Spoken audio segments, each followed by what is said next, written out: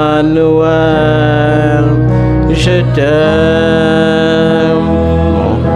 Me dis qu'elle t'aime. C'est toi que mon cœur aime. Mon Emmanuel, je t'aime. Mon âme me dit qu'elle t'aime. C'est toi que mon cœur aime. Mon Emmanuel,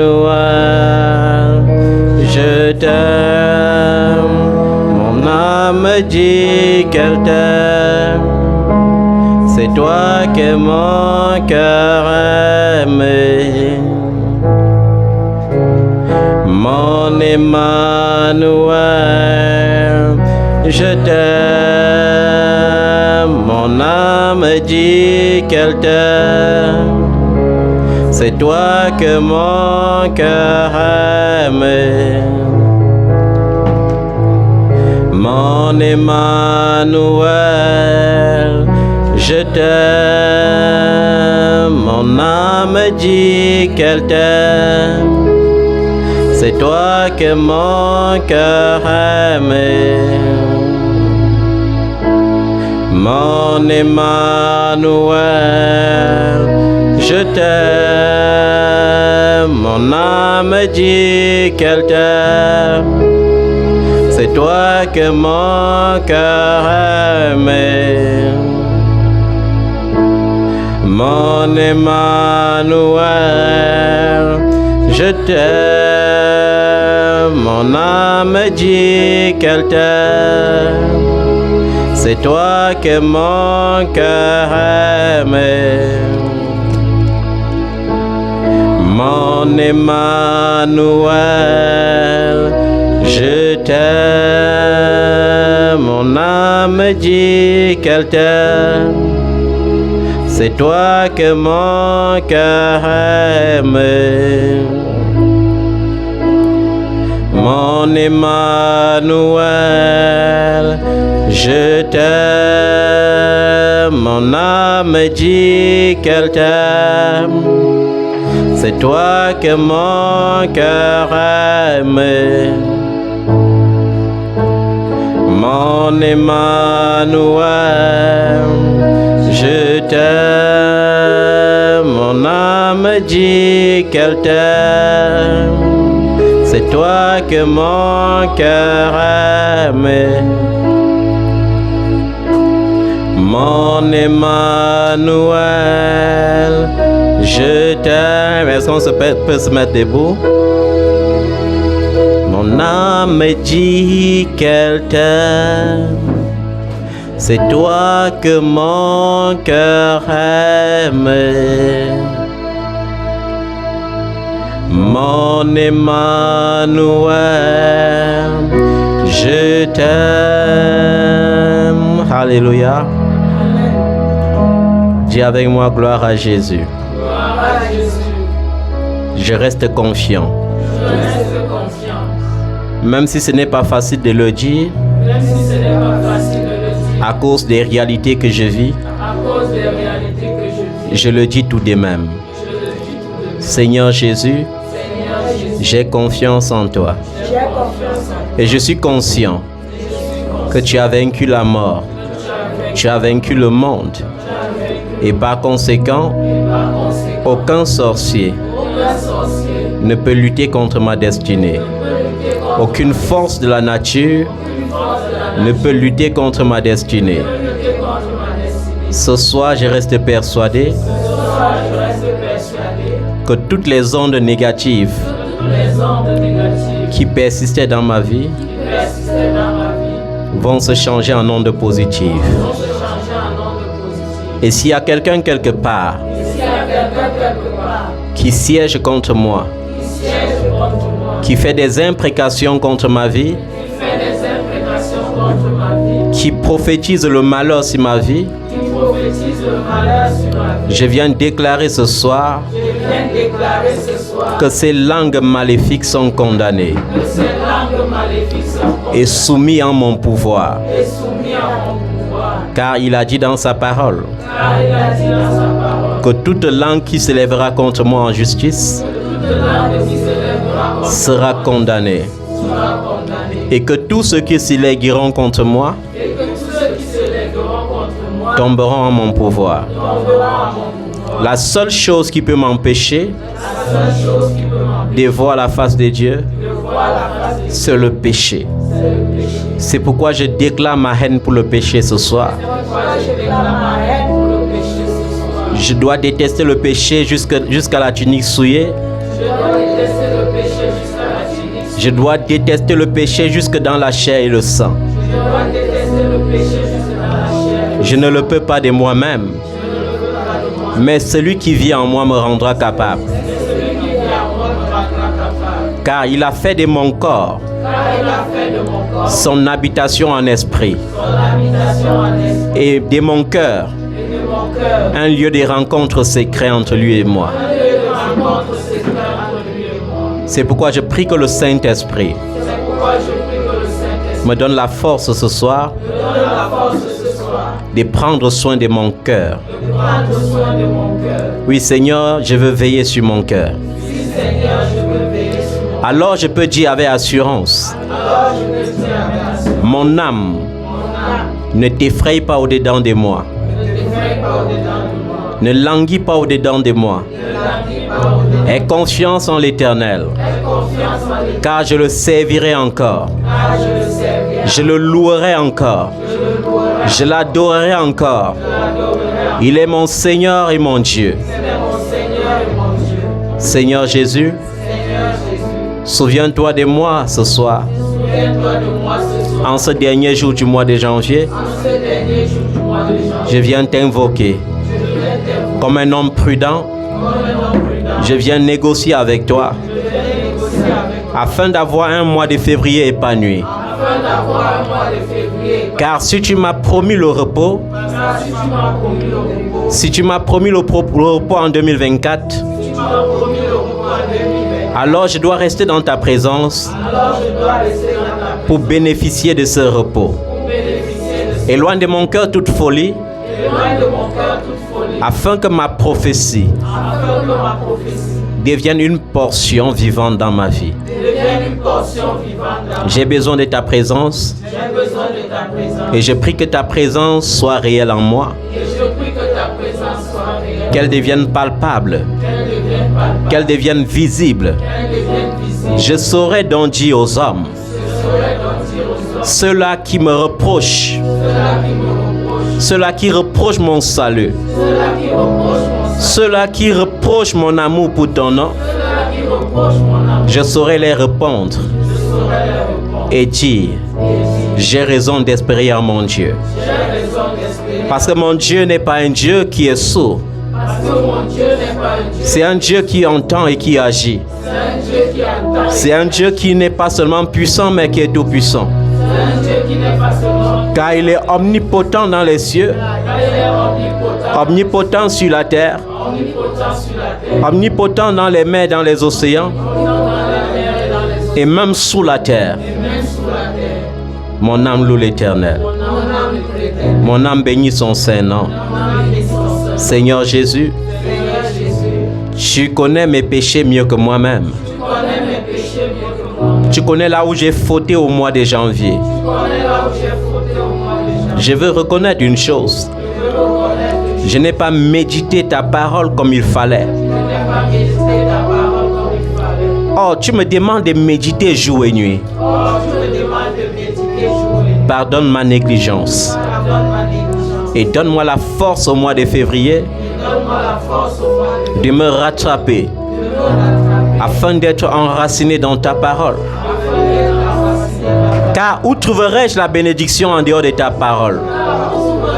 Où trouverai-je le repos en dehors de ta parole? La Bible est claire que tout a été créé par la parole. Et cette parole, c'est ta parole.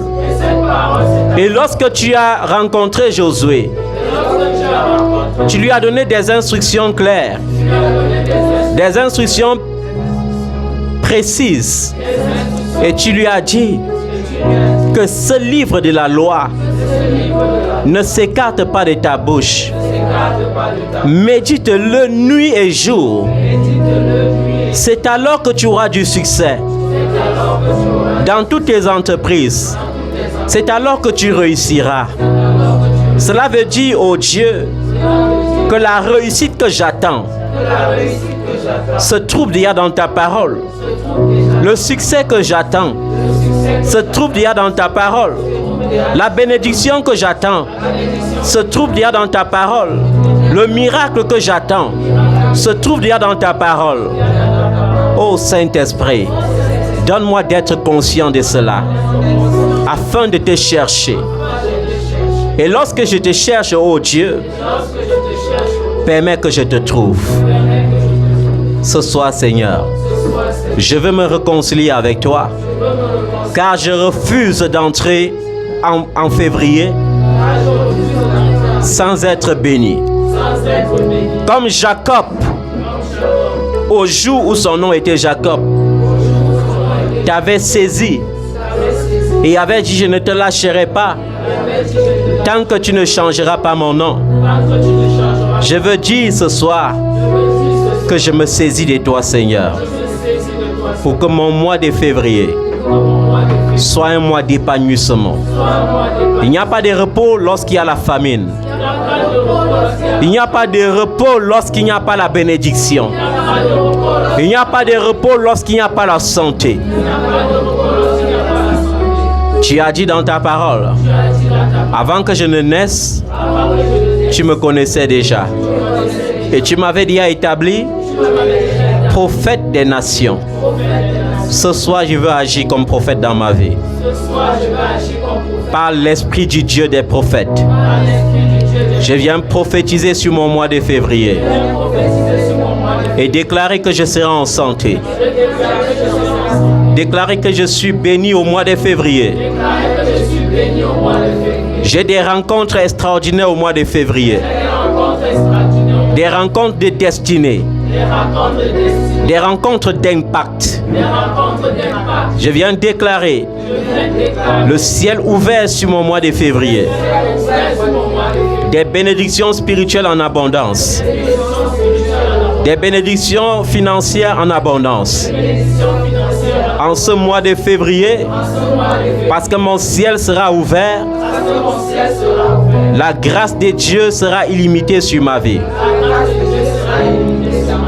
Et les finances se multiplieront. Seigneur Jésus, éloigne de moi en ce mois de février tout don corrompu. Tout don corrompu. Car un don rempli de corruption est un don qui provoque la disgrâce. Que le Saint-Esprit mette son signe sur ma vie.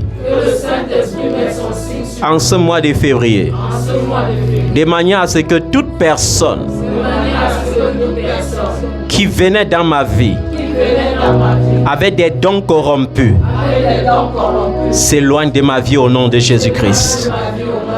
Aucune offrande corrompue ne doit entrer dans ma main, ni dans la maison de mon Père. Aucune dîme corrompue ne doit entrer dans la maison de mon Père. S'il y a des hommes sur cette terre, des femmes sur cette terre, peu importe la nation dans laquelle ils se trouvent, qui viennent avec des dîmes, non pas par alliance avec l'Éternel, mais par intention maléfique, dans le but de voler la grâce. Ce soir, je veux déclarer la parole de Dieu. Il est écrit que je ne dois pas donner la nourriture des enfants aux chiens, alors que ma grâce n'habite pas leur vie. Au nom de Jésus-Christ. Seigneur, je veux me réconcilier avec toi et obtenir le pardon pour tout ce que j'ai fait en ce mois de janvier qui ne t'a point honoré. Et comme David le disait dans le psaume 51, aussi je viens vers toi ce soir Et je crie à toi, Seigneur. Ô Dieu, fais-moi grâce conformément à ta bonté. Fais-moi grâce conformément à ta grande compassion. Et efface mes transgressions. Lave-moi, Seigneur, complètement de ma faute et purifie-moi de mon péché. Car je reconnais mes transgressions et mon péché est constamment devant moi. J'ai péché contre toi seul. Oui, Seigneur, contre toi seul j'ai péché. J'ai fait ce qui est mal à tes yeux. C'est pourquoi tu es juste dans ta parole. Tu es sans reproche dans ton jugement. Oui, depuis ma naissance, je suis coupable. Quand ma mère m'a conçu, j'étais déjà marqué par le péché. Mais tu veux que la vérité soit au fond de mon cœur. Fais-moi connaître la sagesse dans le secret de mon être. Purifie-moi avec l'hysope et je serai pur. Lave-moi et je serai plus blanc que la neige. Fais-moi entendre des chants d'allégresse et de joie. Et les eaux que tu as brisées se réjouiront. Détourne ton regard de mes péchés et efface mes fautes. Ô Dieu, crée en moi un cœur pur. Renouvelle en moi un esprit bien disposé. Ne me rejette pas loin de toi et ne me retire pas ton Esprit Saint. Rends-moi la joie de ton salut et qu'un esprit de bonne volonté me soutienne. J'enseignerai tes voies à ceux qui les transgressent et tous les pécheurs reviendront à toi. Ô Dieu, Dieu de mon salut, délivre-moi du sang versé et ma langue célébrera ta justice. Seigneur, ouvre mes lèvres et mes lèvres proclameront ta louange. Seigneur, tu ne prends pas plaisir au sacrifice, ni aux holocaustes. Le sacrifice qui est agréable à toi, c'est un cœur brisé. Seigneur mon Dieu, tu ne dédaignes pas un cœur brisé et humilié. Dans ta grâce, fais-moi du bien. Relève-moi. Alors, je pourrai t'offrir des sacrifices de justice, des louanges et des adorations pures. Alors les nations viendront t'adorer, parce que tu es Dieu à perpétuité. Seigneur, tel est le cri de mon âme ce soir. Et je te supplie d'avoir compassion de moi. Comme Moïse, Seigneur, il intercédait pour le peuple d'Israël. Et ce soir, Seigneur, je te supplie d'agréer ce cri et de pardonner à tes enfants. Pardonne-les, Seigneur, et relève-les. Purifie-les par le sang de Jésus et remplis-les du Saint-Esprit. Laisse que ta grâce nous touche et que ta grâce dirige nos vies, afin que nous jouissions de ta faveur. Au nom de Jésus-Christ.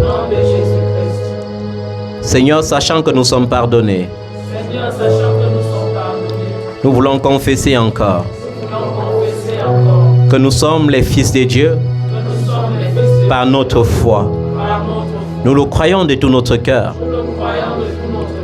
Et parce que nous sommes fils de Dieu, nous sommes ses héritiers. Nous sommes co-héritiers de Jésus-Christ. Et la Bible dit que nous sommes morts avec Jésus. Et Dieu nous a ressuscités avec Jésus. Et il nous a fait assis. Il nous a fait asseoir dans les lieux célestes sur des trônes élevés, sur des trônes glorieux. Sachant que Dieu nous a bénis de toutes sortes de bénédictions spirituelles dans les lieux célestes avec le Seigneur Jésus-Christ. Et sachant que nous sommes encore dans ce monde, sur cette terre, nous appelons à la matérialisation nos bénédictions. Que ce qui était encore visible soit plus visible maintenant. Que ce qui était invisible vienne à l'existence au nom de Jésus-Christ. Que cela vienne à l'existence au nom de Jésus-Christ. Nous avons vécu le 3e jour. Et le 3e jour signifie que Christ est réellement ressuscité. Et la puissance de la résurrection doit ressusciter tout ce qui était mort dans nos bénédictions et dans nos possessions. Nos finances doivent ressusciter. Notre santé doit ressusciter. Nos relations doivent ressusciter. Notre gloire doit ressusciter. Au nom de Jésus-Christ de Nazareth. J'appelle à l'existence tout ce qui manquait encore dans ma vie. J'appelle à l'existence ce que j'ai tant désiré au mois de janvier. Que cela devienne visible au mois de février. Au nom de Jésus-Christ. Père, nous comptons sur toi. Père, je compte sur toi. Et je me livre à toi. Je me livre entièrement à toi. Je ne veux rien retenir. Tu as promis, Seigneur, d'être avec moi. Tu as promis que je ne serai pas seul. Que tu m'enverrais le consolateur. La parole s'est accomplie dans le livre des Actes. J'ai encore besoin, Seigneur, de ce vent impétueux qui descend du ciel. J'ai encore besoin de l'apparition de cette langue de feu sur ma tête, afin que je ressente la plénitude de ton esprit. Seigneur, je te supplie. Tu as dit, méchants que vous êtes, vous savez donner de bonnes choses à vos enfants. Et moi, votre Père qui est dans les cieux, je donnerai le Saint-Esprit à quiconque me le demande. Seigneur, j'ai besoin de ton Saint-Esprit. Sans ton Saint-Esprit, je ne suis rien. Sans ton Saint-Esprit, je suis vide. J'ai besoin du Saint-Esprit. Plus que toute autre chose. J'ai besoin de toi, Saint-Esprit. Je veux ressentir ton feu en moi. Je veux ressentir ta présence. Je veux ressentir ton onction. Sans limite. Je veux ressentir la puissance de Dieu. Seigneur, laisse ton esprit descendre. Et baptise-nous de ton feu. Baptise-nous de ton feu. Baptise-nous de ton feu. Lorsqu'il y a ton feu dans une vie, les alliances maléfiques se brisent automatiquement. Laisse ton feu descendre ce soir, afin que toute alliance qui n'est pas liée au sang de Jésus-Christ soit brisée dans nos vies. Laisse ton feu descendre, Seigneur. Laisse ton feu descendre. Laisse ton feu descendre. Laisse ton feu descendre, Saint-Esprit de Dieu. Viens nous remplir. Viens nous bénir. Viens nous relever. Nous avons besoin de toi. Aujourd'hui, bien plus qu'hier, j'ai tellement besoin de toi. Mes exploits d'autrefois, Père, je désire encore les voir. Car rien ne va plus, Jésus. Je suis en proie au doute et au désespoir. Certains me disent, maudit Dieu est mort. Mais en toi, je veux encore espérer. Car tu peux faire au-delà de tout ce que je peux penser ou imaginer. Agis, oh Jésus. Agis, oh. Agis, oh. Agis, oh. Agis, oh Jésus. Agis, oh. Agis, oh. Agis, oh. En toi tout peut changer. L'orphelin peut sécher ses larmes. Dans tes bras, la veuve trouve du réconfort. Le méprisé, un abri fidèle. Un abri fidèle. Un abri fidèle. Seigneur, nous sommes ceux qui sont rejetés. Et nous voulons trouver auprès de toi notre réconfort. Nous avons connu le rejet de la société. Nous avons connu le rejet de la famille. Nous avons reconnu même le rejet de l'Église, de ceux qui n'aiment pas qu'on prêche la vérité, de ceux qui ne supportent pas la vérité. Mais dans ta présence, nous voulons demeurer. Dans ta présence, nous voulons avancer. Seigneur, viens et laisse ta grâce diriger notre mois de février au nom de Jésus. Amen. Lorsque le Seigneur a appelé Abraham, le père de la foi, il ne l'a pas juste appelé. Au contraire, il a déclaré sur lui la bénédiction. Il a dit à Abraham dans Genèse chapitre 12, au verset 2. Vous pouvez vous asseoir.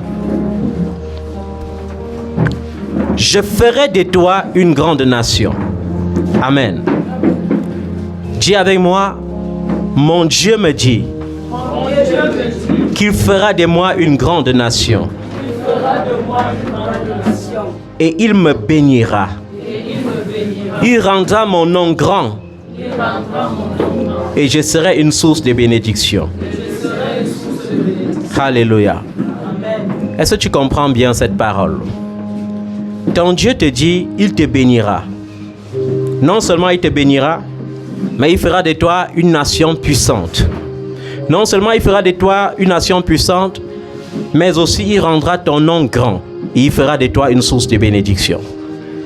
Dieu t'interpelle ici pour que tu comprennes que peu importe la famille dans laquelle tu es né, ce n'est pas la famille dans laquelle tu es né qui détermine ta grandeur terrestre. Il est bien vrai. Lorsqu'on est dans le palais présidentiel, on peut dire oui, je suis quand même le fils ou la fille du président de la République. Mais il est question ici de quelqu'un qui est plus grand. C'est-à-dire de quelqu'un qui établit les présidents de la République. Notre Dieu que nous servons, on l'appelle le roi des rois. Pourquoi? Parce que c'est lui qui établit les rois. Notre Dieu est capable d'incliner les cœurs des rois. Alléluia. Et cette parole devrait t'interpeller pour que tu comprennes que tu n'as pas de définition ni de limites à donner à ta vie. Il y a des gens qui limitent leur vie, comme j'avais rencontré un homme de Dieu qui disait, de toutes les façons chez nous, on est né pauvre. Mais j'ai envie de dire quelque chose à quelqu'un. Le père de David, Jetsé, n'était pas un homme riche. Il n'était pas un homme important en Israël. Mais dans le plan de Dieu, Dieu avait prévu quelque chose dans le secret. À cause de qui? À cause de celle qu'on appelait autrefois la prostituée. Est-ce que vous comprenez ça? Je veux que tu comprennes une chose. C'est que peu importe le surnom que le monde t'avait donné dans ton temps d'égarement, cela n'est pas important devant Dieu. Rahab, avant la destruction de la muraille de Jéricho, était une prostituée. C'est pourquoi la Bible l'appelle Rahab la prostituée. Mais elle a fait quelque chose qu'il faut faire. Elle a touché le cœur de Dieu. Et comme Dieu est sensible à sa parole, et comme Dieu exauce toujours sa parole, le fait que Rahab ait fait du bien en cachant les 2 espions israélites pour qu'on ne les détruise pas, non seulement Dieu, lors de la destruction de la ville de Jéricho, avait sauvé Rahab, mais il avait encore sauvé toute sa famille. Et Rahab, qui normalement n'était pas juive, est devenue juive par alliance. Et elle a été l'ancêtre des Boaz, pour ceux qui connaissent l'histoire des Ruth. Et ça s'est transmis de génération en génération jusqu'à ce que Jessé, qui est encore appelé Isaïe, existe. Et qui pouvait imaginer qu'une famille aussi faible en Israël pouvait être l'héritage du trône du Dieu vivant? Parce que c'est à cause Jésus a été promis au trône de David. Alléluia. Je veux que tu regardes au Seigneur comme étant son enfant et que tu commences à oublier ton origine terrestre. Parce que peu importe la saleté dans laquelle Dieu te trouve, il est capable de te laver et de te transformer. Amen. Les gens avaient porté le regard sur Saül en Israël pour le choisir comme roi. Parce qu'il était le plus grand, le plus beau, le plus géant. Mais Dieu avait porté son choix sur David, l'homme selon le cœur de Dieu. Et quand Dieu porte son choix sur quelqu'un, il est conscient d'une chose, c'est que dans notre condition humaine, on peut tomber. Mais Dieu relève toujours ses élus. C'est pourquoi même lorsque David est allé jusqu'à tomber avec Bathsheba, Dieu a toujours rappelé son alliance et a dit: David, les gens vont te voir comme ils peuvent te voir, mais toi tu es mon choix. Et c'est sur ton trône que naîtra le roi, qui paîtra mon peuple à perpétuité. C'est pourquoi lorsqu'il fallait que Dieu devienne chair, il y avait beaucoup de vierges en Israël. Mais toutes ces vierges n'étaient pas connectées par alliance avec la famille de David. Il fallait que, pour que tu reçoives ce privilège, que tu sois connecté à la souche de David. C'est pourquoi Marie, étant fiancée à Joseph de la postérité de David, a reçu la grâce. Mais lorsque tu reçois la grâce, est-ce que tu l'acceptes comme Marie? Ce n'était pas une mission facile. C'était même un gros problème. Parce que Dieu, pour nous donner les solutions, passe par les problèmes. Dieu savait que dans la loi juive, quand une femme fiancée tombe enceinte par adultère, qu'est-ce qu'on fait? On la lapide. Mais Dieu l'a fait. Parce que quand Dieu te met en danger, il sait comment te sortir du danger. Alléluia. Il y a les gens qui viennent à l'église pour chercher les solutions. Mais je vais te dire une chose. Si tu viens à l'église sans porter ta croix, il te sera impossible de suivre Jésus. Parce que lui-même, il a dit, si quelqu'un veut me suivre, qu'il se charge de sa propre croix et qu'il me suive. Abraham n'a pas, notre père dans la foi, n'a pas refusé la croix. C'était un acte de courage. Un Dieu que tu n'as jamais vu, un Dieu que tes pères n'ont jamais connu, te dit, quitte ta famille et va dans la nation que je vais te montrer. Il ne dit même pas, il ne définit même pas déjà la nation.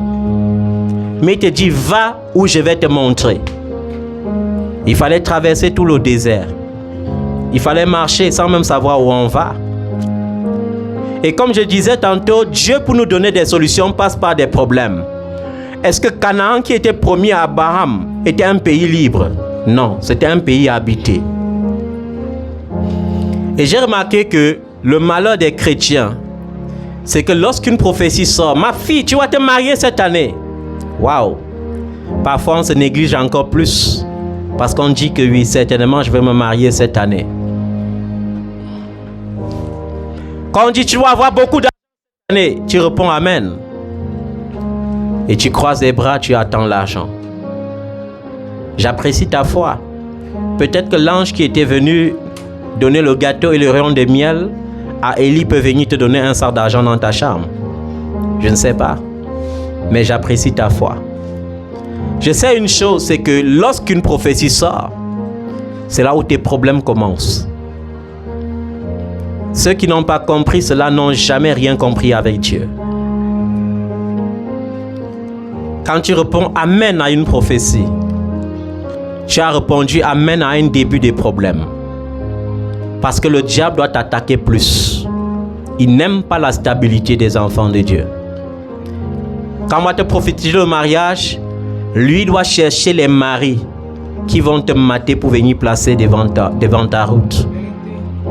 Et vous savez, la description de Satan dans le livre d'Ézéchiel, on dit qu'il est semblable à l'astre brillant. C'est-à-dire qu'il donne toujours ce qui tape à l'œil. Et malheureusement, nous aimons ce qui frappe au regard. Il va aller chercher cet homme qui va venir garer une grosse voiture. Quand on va demander la dot de 10 millions, il va donner la dot de 100 millions. Parce qu'il sait qu'il est déjà en train d'acheter ton âme. Or, à côté, il y aura quelqu'un dont les regards des hommes ne peuvent pas s'intéresser. Et qui, au fond, a tous ces milliards. Mais il faut avoir les yeux pour voir. Et la seule façon d'avoir les yeux qui voient, c'est de rester connecté au Saint-Esprit. Abraham est parti. Il a cru à la prophétie. Il a quitté son père et sa mère. Il est allé dans la nation de Canaan. Et quand il est arrivé, Canaan était habité. Lui, c'est pourquoi au début, Abraham n'a construit aucune maison. Il a juste dressé ses tentes. Il a commencé à habiter dans le pays, en sachant que ça, c'est le pays que Dieu a juré de me donner. Alléluia. Mais gloire à Jésus-Christ parce qu'il a tout accompli. Aujourd'hui, il n'est plus question d'une alliance qui va te pousser à attendre, mais d'une alliance que tu peux saisir même à l'immédiat lorsque tu as la foi. Alléluia. Je te bénirai. Il ne dit plus je te bénirai. Parce qu'en Christ, tu es béni. Je te bénis. Amen. Je fais de toi une grande nation et je rends ton nom grand sur la terre. Et il y a une grande bénédiction cachée derrière cette parole. Et c'est souvent à chacun de déceler cette parole, de déceler cette prophétie. Parce qu'il va te dire une chose, il y a beaucoup d'avantages pour ceux qui méditent la parole de Dieu. Parce que quand tu médites la parole de Dieu, il y a quelque chose de spécial que tu peux avoir par rapport à ceux qui ne méditent pas. Ceux qui ne méditent pas sont obligés de dire amen seulement à ce que je dis. Mais ceux qui méditent rencontrent Dieu. Il y a un enfant que je bâtissais dans le Seigneur, qui à un moment donné est entré dans la parole de Dieu, fermement. Et un jour, Dieu lui a dit, je viens maintenant changer ton histoire. Et Dieu l'avait donné Isaïe 62. Et quand Dieu te donne une parole, il te donne la possibilité, la sagesse pour saisir la parole. C'est pourquoi cet enfant était allé dans la Bible, même sans me dire. Il avait commencé à lire Isaïe 62 de cette façon. Et il disait, à cause de... Quand il voyait Sion, il mettait son nom. Et il disait, à cause des 6 mots, je ne me tairai pas. Alléluia.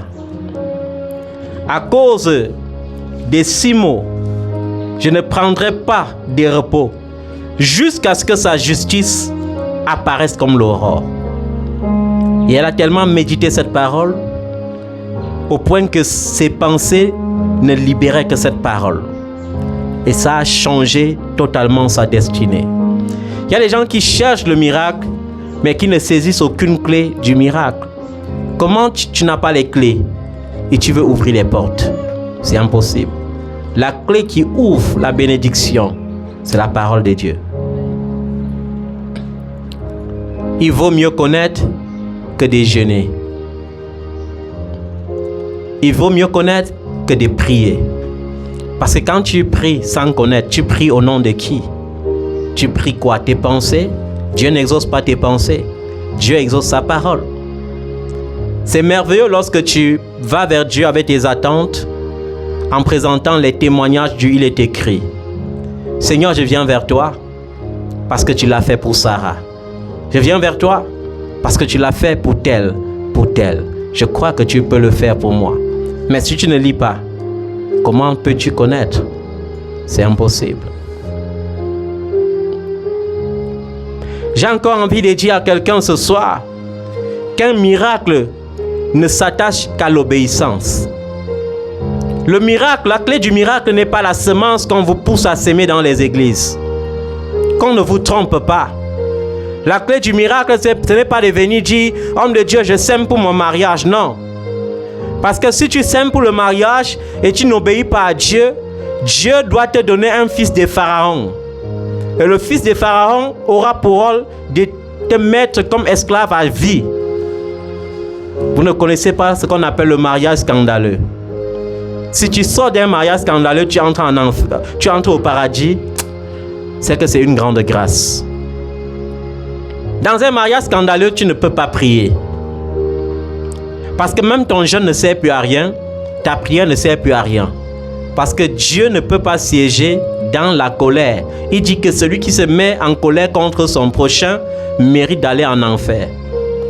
Or, dans un mariage scandaleux, on est en colère de lundi à dimanche. Et le soleil vient se coucher sur la colère et tu vas te lever la nuit pour prier quel Dieu? Alors que ce Dieu te dit que le soleil ne doit pas se coucher sur ta colère. C'est impossible. C'est pourquoi même vous, femmes qui êtes mariées ou celles qui aspirez au mariage, vous devez être déterminées lorsque vous serez mariées à être sages et à ne jamais discuter avec vos maris dans la nuit. Parce que quand vous discutez, qu'est-ce qui bloque les bénédictions dans certains foyers? C'est que la femme finit de se mettre en colère ou de pousser son mari dans la colère. Elle prend la Bible et elle commence à chanter les louanges. Est-ce que tu sais que quand tu le fais, tu es en train d'attirer beaucoup de malédictions sur ta vie? Un jour, je suis allé à la montagne. J'ai trouvé un homme de Dieu qu'on bâtissait. Et cet homme de Dieu m'a dit, et j'étais surpris. J'ai dit, mais homme de Dieu, tu n'as pas l'habitude de la montagne. Qu'est-ce que tu fais à la montagne? Et il m'a dit, papa, comme tu vois, je suis venu ici comme ça pour faire 7 jours de jeûne. Je suis déjà au 3e jour. Je lui ai dit, il y a quelque chose qui ne va pas. Et il m'a dit, est-ce que tu t'imagines que ma femme me dit que je prie exagérément et qu'elle ne veut plus ça dans sa maison? Que avant-hier, j'avais ma Bible, je lisais, elle est venue arracher ma Bible. Que c'est quoi? Tu as toute ta Bible, tu n'as plus mon temps. Et je voulais sortir, elle a fermé la porte. Quand j'ai réussi à sortir, je suis venu à la montagne. Donc, je suis sûr qu'elle est devenue folle là-bas parce qu'elle ne connaît pas où je suis. Et je lui ai dit, homme de Dieu, et tu pries quel Dieu ici? Rentre à la maison, tu te réconcilies avec ta femme. Ensuite, si tu veux jeûner, tu viens jeûner si elle est d'accord. C'est une erreur colossale. Je ne parle pas seulement dans le cadre du mariage. Je parle même dans le cadre des relations familiales. Tu ne t'entends pas avec ton frère, mais tu pries. Tu ne t'entends pas avec ta soeur, mais tu pries. Tu ne pries rien du tout, tu te maudis. tu es en train de te maudire. La prière est une offrande. La prière, c'est la première des offrandes. C'est pas ce que tu viens déposer dans le trône, ici là, qui est une offrande. La première prière qu'un enfant offre à son Père Céleste, c'est la prière. Amen. C'est pourquoi dans le lieu très saint, le chandelier était toujours allumé. Symbole de l'offrande des prières. Amen. Quand tu ne t'entends pas avec ton frère, réconcilie-toi avec ton frère. Si ton frère ne veut pas, essaye quand même. Alléluia. Si tu essayes, il décide de pas te pardonner, Dieu t'a déjà pardonné. Là, tu peux prier. C'est comme le jeûne. Les gens jeûnent 100 jours. Après, ils sont tellement malheureux. Pourquoi? Parce qu'ils jeûnent. Comment tu peux jeûner à l'amertume dans le cœur? Comment tu peux jeûner en étant habité par ton ancienne nature? Qu'est-ce qu'ils pensent souvent même ces enfants?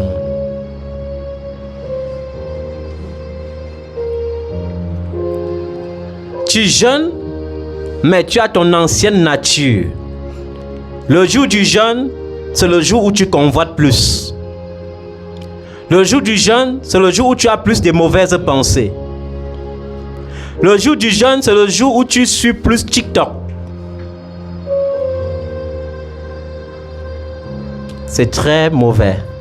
Si tu connaissais ce que le Seigneur dit dans Isaïe 58, quand il parle du vrai jeûne, tu allais comprendre que le vrai jeûne, ce n'est même pas seulement te priver de la nourriture et de l'eau. C'est te priver d'abord de ton ancienne nature. Le jour du jeûne, quand tu te mets en colère, tu jeûnes encore quoi? Au jour du jeûne, on te provoque, tu réponds. C'est le jour du jeûne que tu te souviens de tous ceux qui te doivent de l'argent. Et tu pars même, tu les appelles pour les réclamer ça. Tu as échoué le jeûne. Le jour du jeûne, c'est le jour où tu dois partager ton pain avec celui qui a faim. Le jour du jeûne, c'est le jour où tu dois secourir le malheureux et le pauvre qui vient vers toi. C'est ça le vrai jeûne. Et lorsque tu jeûnes de cette façon, la Bible dit, le soleil et la lumière se lèvent du sein de ton obscurité. Et Dieu fait de toi un réparateur des brèches. Un réparateur des brèches veut dire que quoi? Partout où il n'y a pas de solution, que ce soit dans la société ou dans la famille, Dieu te met toutes ces solutions. Et tu commences à diffuser ces solutions dans la société et dans ta famille. Ta lumière se lève du sein de l'obscurité veut dire ta prière est exaucée. Parce que le but de Dieu au travers du jeûne, c'est qu'à la fin du jeûne, qu'il n'y ait plus d'attente. À la fin du jeûne, il faut que tu aies exactement ce que tu demandais à Dieu. Amen. Mais il y a les enfants de Dieu, on les fait même vivre la religion. C'est comme par exemple, tu es dans un ministère et on te dit que tous les premiers 7 jours du mois, c'est le jeûne. Vous ne voyez pas que c'est un danger? Parce que ça va devenir une religion. Il y a des gens qui vont jeûner par contrainte. Il y a des gens qui vont jeûner étant fâchés. Il y a des gens qui vont jeûner parce que le Père a dit qu'il faut jeûner. Ce n'est pas comme ça, c'est la religion. Est-ce que Dieu, c'est le Dieu de la religion? Dieu connaît une seule religion. La préservation des souillures du monde et l'assistance aux veuves et aux orphelins. C'est ça la seule religion que Dieu connaît. Le reste, je suis catholique, je suis protestant, je suis pentecôtiste, je suis bouddhiste, Dieu ne connaît pas ça. Ce sont des noms. Jésus-Christ n'a pas laissé la religion, il a laissé l'Église. Les religions, ce sont les humains qui les ont créées. Chacun à sa façon. Comme aux États-Unis, il y a une église qui croit que Dieu est un extraterrestre. Et cette église, une année, avait fait beaucoup de victimes. Parce que le leader avait convaincu les gens qu'il faut qu'ils meurent, qu'ils se suicident, qu'ils boivent des choses toxiques pour se suicider et aller rencontrer leur maître extraterrestre. Et c'est ça la religion. La religion, d'abord, c'est un danger. Vous avez vu la religion, comment la religion marche avec la politique côte à côte, côte à côte. On prend les lois, on fait tout pour imprimenter ça dans les consciences des gens. On va dire, il faut que les hommes se marient à les hommes, les femmes à les femmes. Petit à petit, on va dire que l'Afrique n'aime pas ça, mais petit à petit, au travers de l'église, au travers des religions, pas de l'église, on va dire que c'est normal. Parce que c'est ça le but de la religion. Éloigner les gens de Dieu. Les pousser vers l'idolâtrie. Les gens vont chercher les raccourcis. Partout où il y a les raccourcis. On critique seulement nos amis catholiques souvent en disant qu'ils prient Marie. Mais il y a les gens qui prient Kako Philippe, les gens qui prient Branham, les gens qui prient tel nom, qui prient tel prophète, qui prient tel prophète. C'est tout de l'idolâtrie. Il est temps que les gens sortent de ça. Il est temps que les gens sortent de ça. Il y a les gens qui s'amusent même à venir prier chez moi. Dis papa, prie pour moi, ils ont leur chapelet au cou. J'appelle ça de la tentation. Parce que je prêche contre les idoles. Toi, tu portes tes idoles pour venir me demander de prier le Dieu qui déteste les idoles pour toi. Il y a une maman là, je ne sais pas si elle est même là aujourd'hui. Quand je prêche comme ça, c'est pour qu'elle comprenne. Qu'on ne marche pas, on ne vient pas dans ma présence avec l'idole. Vos bagues que vos prêtres bénissent là, jetez-les quand vous venez me voir. Parce que mon Dieu déteste les idoles.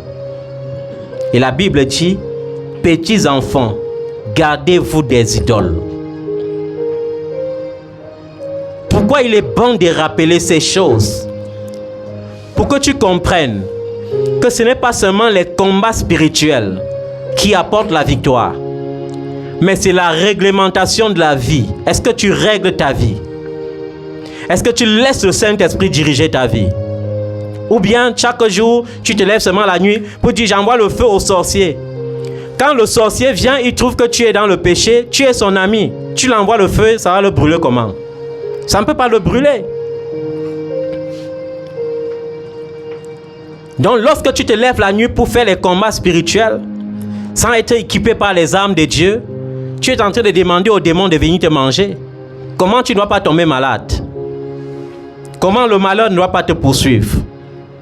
Parce que tu pries Dieu sans l'esprit de Dieu en toi. Tu pries Dieu sans l'esprit de l'obéissance en toi. Alléluia. J'ai envie de te rappeler une chose. C'est que chaque bénédiction dans la Bible est conditionnée. Ce n'est pas seulement conditionné par les offrandes comme nous les prophètes, on aime vous prêcher là, non. C'est conditionné par l'obéissance. Alléluia. Les grandes bénédictions dans la Bible sont conditionnées par le si. Si tu fais ceci, si tu obéis, je ferai cela. Si tu marches comme je dis, je ferai ceci. Alléluia. Même lorsqu'on parle aux anges des églises, dans le livre des Apocalypses, qu'est-ce qu'on dit à chaque ange de l'église? Celui qui doit rester fidèle jusqu'à la fin, à celui qui restera fidèle jusqu'à la fin, je donnerai ceci ou cela. Alléluia. Le plus important n'est pas de courir, ce n'est pas la vitesse, mais d'obéir jusqu'à la ligne d'arrivée. Est-ce que tu obéis? Est-ce qu'au fond de toi, tu vois que tu obéis au Seigneur? Est-ce que tu places Jésus avant toi-même? Parce que lorsque tu places Jésus avant toi-même, tu ne peux pas échouer. Si je place mon commerce avant Jésus, qui peut bénir mon commerce? Si je place mes enfants avant Jésus, qui peut garder mes enfants? Si je place ma vie avant Jésus, qui peut garder ma vie? Parce que Jésus dit, celui qui voudra conserver sa vie, la perdra. Alléluia. Mais quiconque perdra sa vie à cause de moi, la retrouvera. Il vaut mieux s'accrocher à celui-là en qui il n'y a jamais de perte. En Jésus, il n'y a que des pertes profitables. Amen. En Jésus, il n'y a que quoi? Des pertes profitables. Avec Jésus, il n'y a pas de calcul. Lorsque tu fais un vœu, tu n'accomplis pas. Ça va te poursuivre. Il y a un de mes enfants un jour, Elle avait...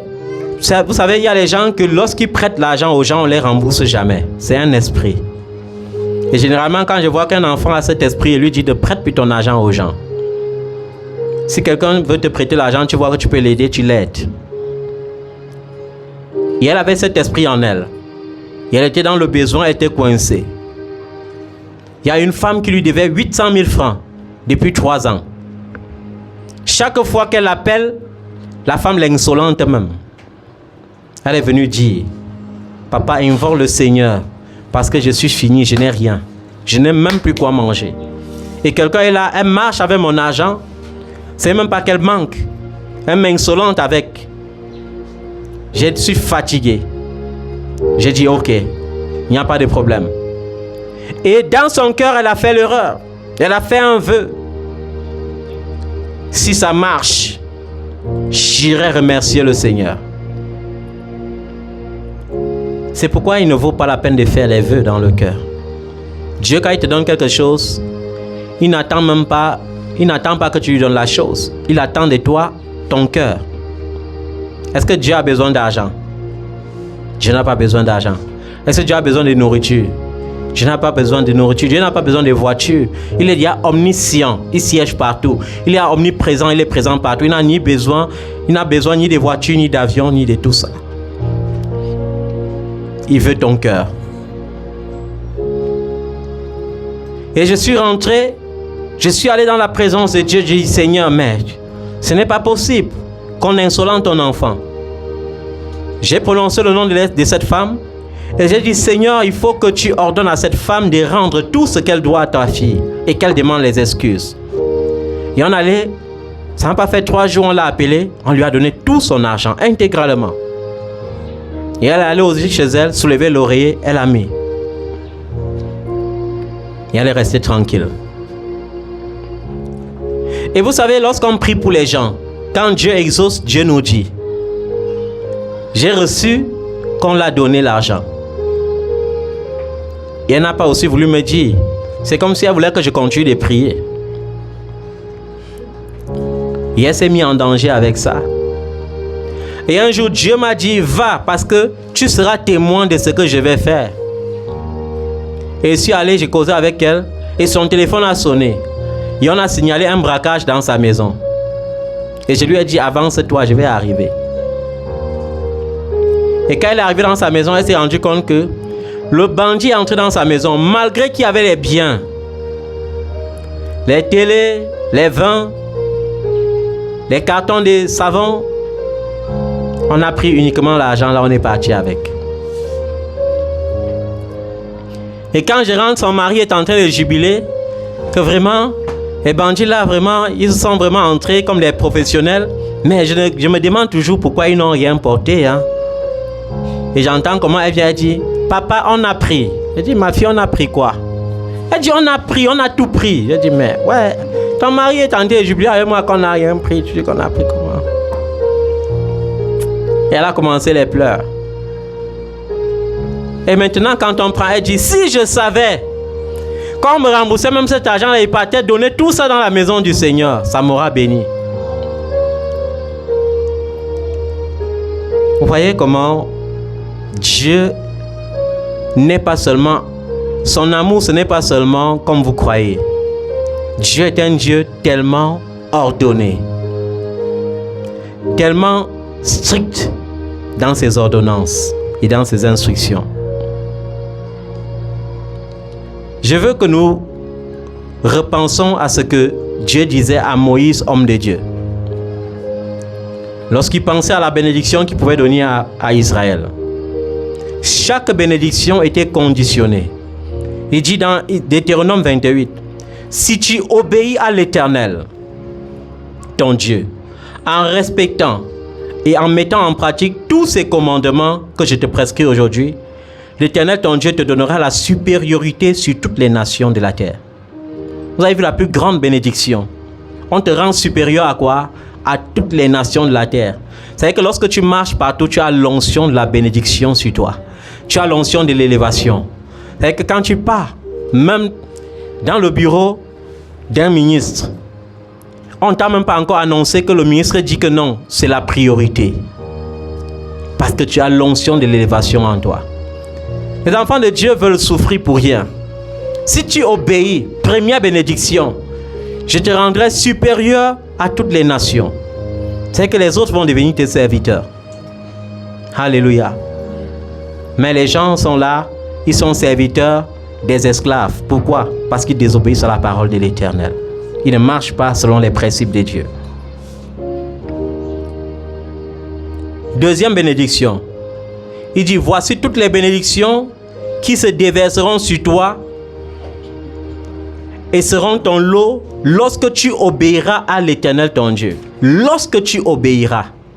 Jésus est venu dans le Nouveau Testament et dit, cherche premièrement le royaume des cieux et sa justice, et toutes choses te seront données par-dessus comme cadeau. Mais qu'est-ce que nous cherchons? On laisse tout ça de côté. Seigneur, je saisis mon mariage. Seigneur, je saisis mon argent. Je saisis mes finances. Seigneur, je suis grand, je suis puissant. Tu n'es puissant que lorsque tu as trouvé le royaume des cieux et sa justice. Peu importe ce que ton prophète va t'enseigner, peu importe le jar d'huile qui va verser sur ta tête, peu importe le jar d'onction qui va déclarer sur toi, si tu ne marches pas dans l'obéissance, zéro. C'est pourquoi vous voyez certains enfants de Dieu, ils disent, ils viennent rendre témoignage aujourd'hui, Dieu m'a béni, même certains servants. 2 ans après, le mariage est fini. Parce que ça n'amenait pas de Dieu. Est-ce que ce qui vient de Dieu peut finir? La bénédiction de l'Éternel est celle qui enrichit. Il a fait suivre d'aucuns chagrin. C'est-à-dire que quand Dieu veut te bénir, il trace le chemin de la bénédiction. Sur le chemin, il enlève les obstacles. Et il te dirige dans la bénédiction. Et lorsque tu entres dans cette bénédiction, elle demeure perpétuelle. Elle demeure comment? Perpétuelle. Lorsque tu auras obéi à l'Éternel ton Dieu,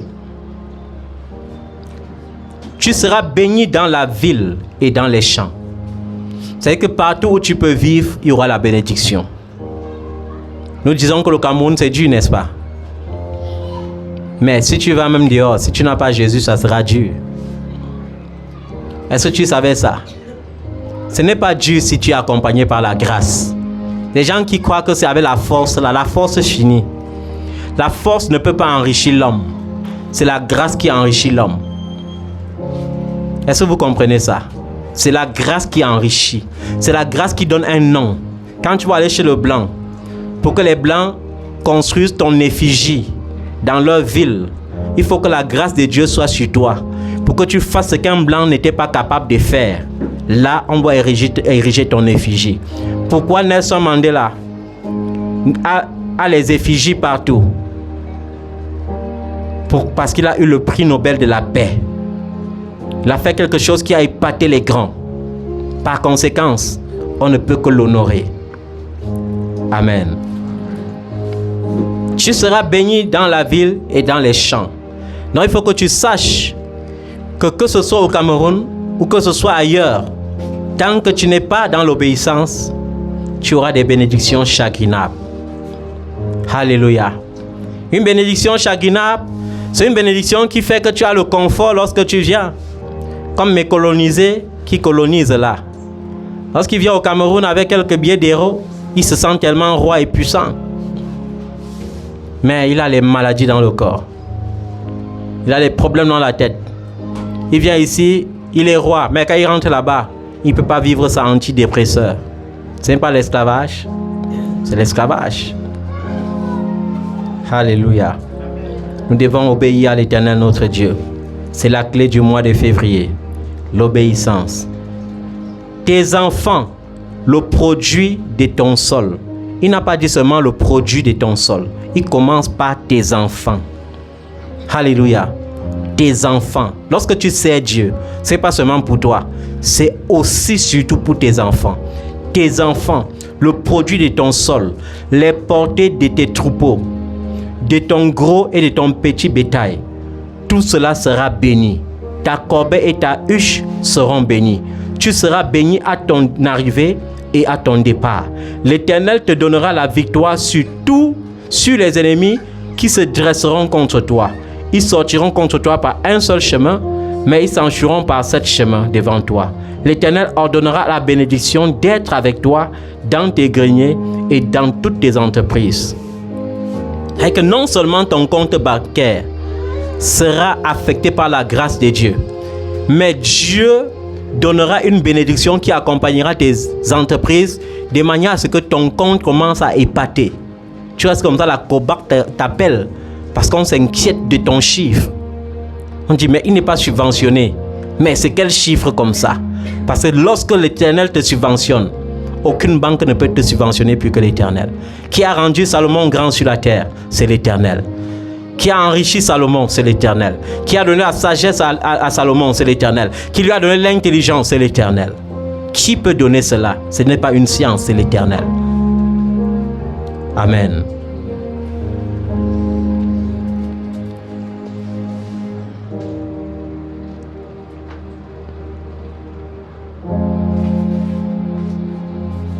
Il leur donnera la bénédiction d'être avec toi.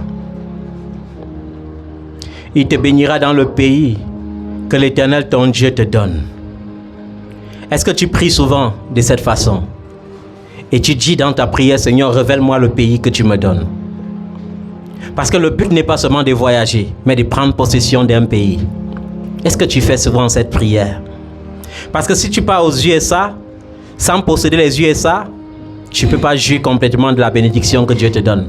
Mais lorsque tu possèdes les USA, ta présence à un moment donné doit te connaître. Les sénateurs sont obligés de te connaître. Les députés sont obligés de te connaître parce que tu as possédé le pays. Alléluia. Le but n'est pas seulement de dire, Seigneur, je vais aller. Non, non. Est-ce que tu dis, Seigneur, révèle-moi la nation que tu me donnes? Tu commences par là. Seigneur, montre-moi le pays que tu me donnes. Il te montre le pays, tu dis, je prends possession du pays. Sans cela, ça sera par ta force. Lorsque c'est par ta force et par ton intelligence, non seulement ça prend du temps, mais ça t'épuise. Mais lorsque c'est par l'Éternel ton Dieu, ça ne peut pas prendre du temps et ça ne peut pas t'épuiser. Alléluia. C'est pourquoi il disait à certains, ne regarde pas que certains de ta génération sont aux USA depuis 20 ans. Ce n'est pas ça qui est important. Parce que ce qu'ils peuvent gagner en 20 ans ne suffiront pas à ce que tu gagneras en un an si l'Éternel est de ton côté. Alléluia. Lorsque l'Éternel est de ton côté, il n'y a aucune inspiration au-dessus de l'inspiration divine. Un jour, tu trouves une formule, tu écris, sans même savoir pourquoi tu écris. Immédiatement, 10 millions de vues, 100 millions de commentaires, un jet privé atterrit au Cameroun pour toi. Et on vient te supplier, est-ce que tu peux venir développer cette idée-là? Alors que toi-même, tu ne savais pas ce que tu écrivais. Vous croyez que l'Éternel a besoin des années pour enrichir les enfants? Il n'a pas besoin de ça. C'est comme au temps où il y avait le Covid-19. Qu'est-ce que mes amis, mes collègues disaient? On n'impose pas les mains. Je les ai dit, Jésus a dit, vous imposerez les mains aux malades et les malades seront guéris. Et chacun disait tout, pourquoi le type s'y aime les risques comme ça? Il entend qu'il y a que les gens ont cette maladie à doigt là, et il part là-bas.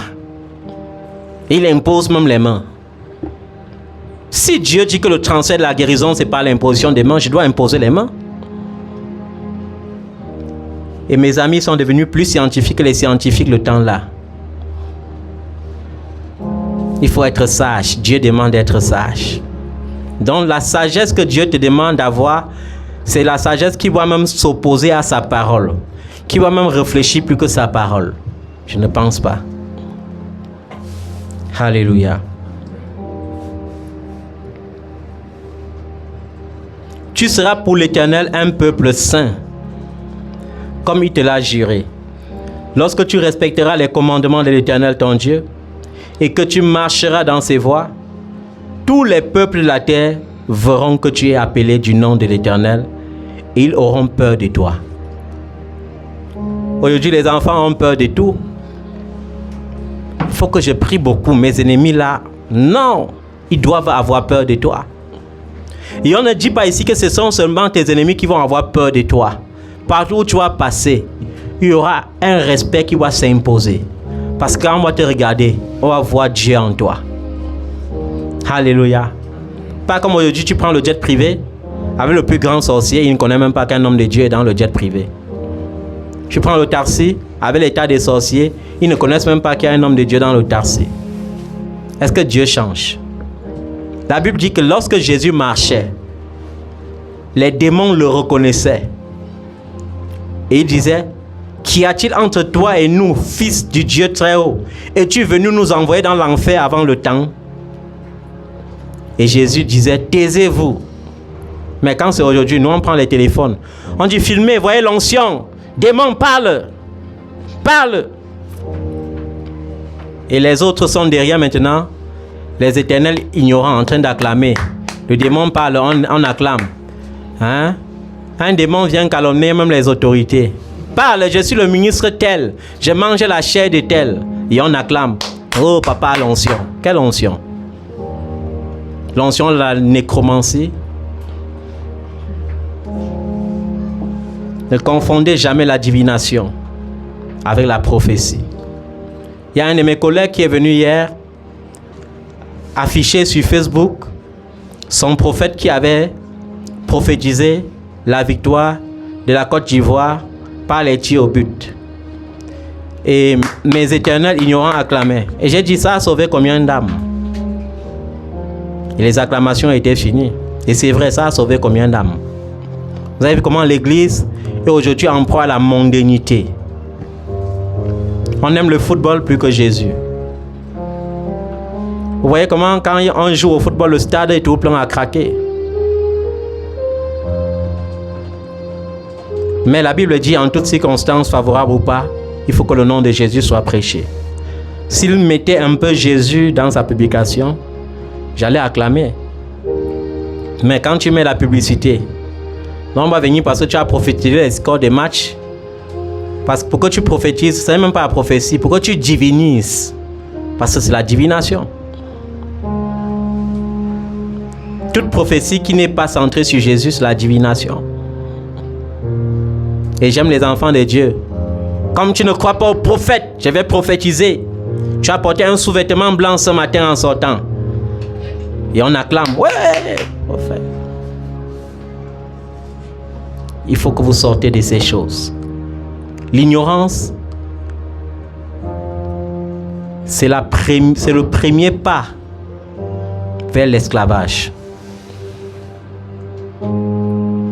Alléluia.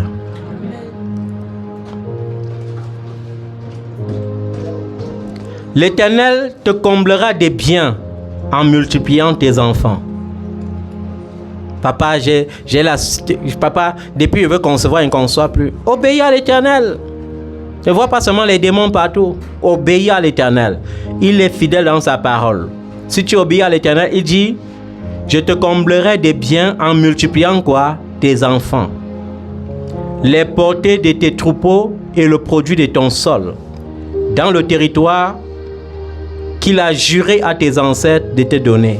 L'Éternel t'ouvrira son bon trésor, le ciel, pour envoyer au moment voulu la pluie sur ton pays et pour bénir tout le travail de tes mains. Tu prêteras à beaucoup de nations et tu ne feras pas d'emprunt.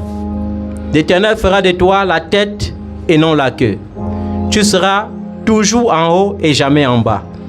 Lorsque tu auras obéi à l'Éternel et au commandement de ton Dieu, que je te prescris aujourd'hui, pour que tu les respectes et les mettes en pratique, et lorsque tu ne t'écarteras ni à droite ni à gauche de tous ces commandements que je te donne aujourd'hui, pour suivre d'autres dieux et les servir.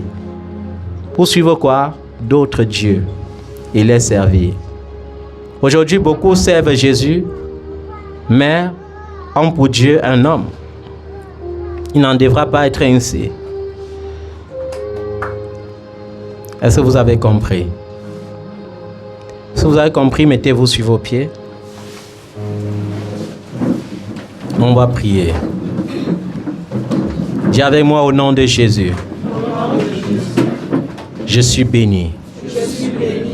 Et je déclare que je suis béni. À partir de ce soir, je déclare, je vais prêter à beaucoup de nations sans rien emprunter. Ma cruche sera pleine et mon grenier sera plein. L'Éternel me bénira en multipliant beaucoup d'enfants pour moi. Il me bénira dans tous les pays où je me retrouverai. Parce que j'aurai obéi à sa parole. Seigneur Jésus, souviens-toi de mon nom et relève mon nom sur cette terre. Non pas forcément du nom que mes parents m'ont donné, mais du nom par lequel tu m'appelles dans le ciel. Relève mon nom sur la terre. Relève ma gloire sur la terre. Au nom puissant de Jésus-Christ de Nazareth. Parce que tu m'as pardonné. Parce que tu m'as sanctifié. Parce que tu m'as lavé. Je déclare ce mois de février est un mois de repos, un mois de tranquillité, un mois de grandeur, un mois de faveur, un mois de bénédiction, un mois d'espoir. Au nom de Jésus-Christ de Nazareth. Mon ciel reste ouvert au mois de février. Mon ciel reste ouvert au mois de février. Au nom de Jésus-Christ de Nazareth. Je brise tout blocage sur mon mois de février. Je brise toutes les chaînes qui retenaient mes bénédictions du mois de février. Je ferme toutes les portes qui s'ouvraient à l'ennemi pour mon mois de février. J'ouvre toutes les portes de bénédiction pour mon mois de février. Par le nom de Jésus-Christ de Nazareth. Par le nom de Jésus-Christ de Nazareth, je déclare mon mois béni, mon mois favorisé. Au nom de Jésus, partout où j'irai, on verra la gloire de Dieu sur moi. Partout où j'entrerai, on verra la gloire de Dieu sur moi. Partout où j'irai, j'avancerai, je prospérerai. Tout ce que je toucherai deviendra prospère au nom puissant de Jésus-Christ de Nazareth. Ce 31 janvier, meurs avec toutes les maladies qui étaient dans mon corps. Meurs avec tous les problèmes qui étaient dans ma vie. Ce mois meurt avec tout ce que l'ennemi avait programmé. Au nom puissant de Jésus-Christ de Nazareth. J'appelle à l'existence les finances. J'appelle à l'existence la prospérité. La prospérité spirituelle. La prospérité matérielle. Au nom de Jésus-Christ de Nazareth. Je prospère dans mon corps. Je prospère dans mon âme. Je prospère dans mes œuvres. Au nom puissant de Jésus-Christ de Nazareth. Mes enfants sont bénis. Ils sont préservés. Ils sont préservés. Pendant tout le mois de février. L'Éternel les garde. L'ange de l'Éternel les garde. Lorsqu'ils sortent et lorsqu'ils rentrent. Au nom puissant de Jésus-Christ de Nazareth. Je déclare, ma maison ne manquera pas de provisions. Au nom de Jésus-Christ de Nazareth, mon compte bancaire ne manquera pas de provisions. Mes entreprises ne manqueront pas de prospérer. Au nom puissant de Jésus-Christ de Nazareth, si au mois de janvier, j'étais chômeur, je déclare au mois de février que je suis travailleur. Au nom puissant de Jésus-Christ de Nazareth, si au mois de janvier, j'étais limité, je déclare qu'au mois de février, je vivrai dans l'abondance. Au nom puissant de Jésus-Christ de Nazareth. Père, honore ton nom. Tu honores ceux qui t'honorent. À ceux qui sont fidèles, tu montres ta fidélité. Père, manifeste ta gloire. Dieu d'Israël, viens soutenir ma foi. Viens soutenir ma foi. Et couvre-moi. Et couvre mon ministère.